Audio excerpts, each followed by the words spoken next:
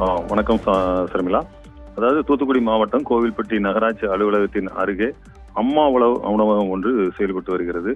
இந்த நாள்தோறும் இந்த உணவகத்தில் கட்டிட தொழிலாளர்கள், முதியவர்கள், பள்ளி கல்லூரி செல்லும் மாணவ மாணவியர்கள், வெளியூரிலிருந்து வந்து தங்கி வேலை பார்ப்பவர்கள், தங்கி படிப்பவர்கள் போன்ற பல்வேறு தரப்பு மக்களும் பல்வேறு தரப்பினரும் இந்த உணவகத்தில் உணவருந்தி வருகின்றனர்.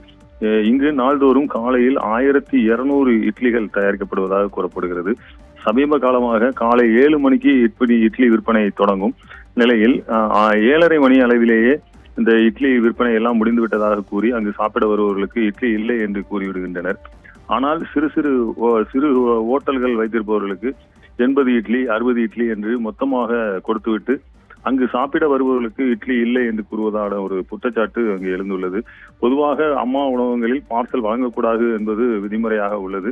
அதையும் மீறி பார்சல் வழங்கப்படுவது மட்டுமின்றி மொத்தமாக இப்படி ஓட்டல்களுக்கும் இட்லி விற்கப்படுவதால் அங்கு சாப்பிட வருபவர்களுக்கு இட்லி கிடைக்காமல் பரிதவிக்கின்றனர்.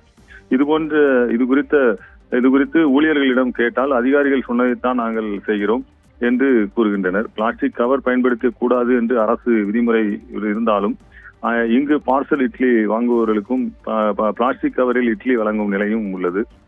செய்தியாளர்கள் வீடியோ எடுத்துக் கொண்டிருப்பதை பார்த்ததும் நகராட்சி ஊழியர் ஒருவர் அம்மா உணவகத்தின் பணியாற்றும் பெண்களிடம் நேற்றுதானே பார்சல் கொடுக்க கூடாது என்று சொன்னோம், இன்றைக்கு கொடுத்துக் கொண்டிருக்கிறீர்கள் என்பது போல, நேற்று ஒரு நாள் தான் நடந்தது போல இவர்கள் கூறி செல்கின்றனர். இதற்கு முன்பு அங்கு சாப்பிடவர்களுக்கு இட்லி கிடைத்ததாகவும், ஆனால் சமீப காலமாக ஹோட்டல் நடத்துபவர்களுக்கு ஒட்டுமொத்தமாக இட்லிகளை விற்பனை செய்வதால் தங்களுக்கு கிடைக்கவில்லை என்பதாகவும் பொதுமக்கள் கூறுகின்றனர்.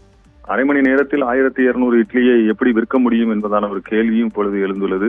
இங்கு ₹1 இட்லியை வாங்கிவிட்டு வெளியே சென்று 5 ரூபாய்க்கு மற்ற ஓட்டல்களுக்கு விற்பனை செய்வதும், ஓட்டல்களில் பொதுமக்களுக்கு 10 ரூபாய்க்கு விற்பனை செய்வதுமாக ஒரு பெரிய ஊழல் நடைபெறுகிறது.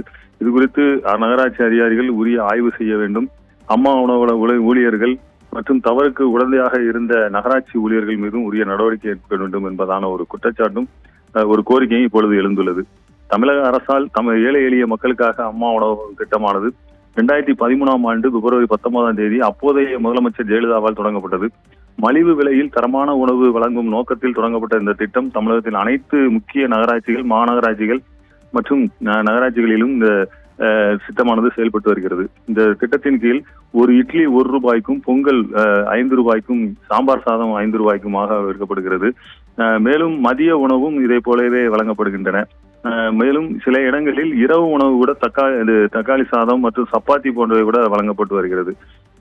இந்த சுமார் 300, அதாவது துவங்கப்பட்ட அந்த நேரத்தில் 2013ஆம் ஆண்டு துவங்கப்பட்ட நேரத்தில் 300 உணவகங்கள், அம்மா உணவகங்கள் துவங்கப்பட்ட நிலையில் 2014ஆம் ஆண்டு 360 அம்மா உணவகங்கள் கூடுதலாக துவங்கப்பட்டன.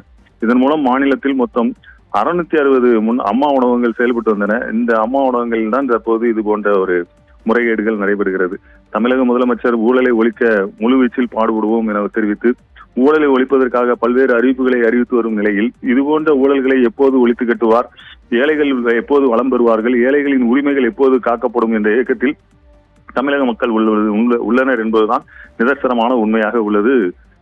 சர்மிளா.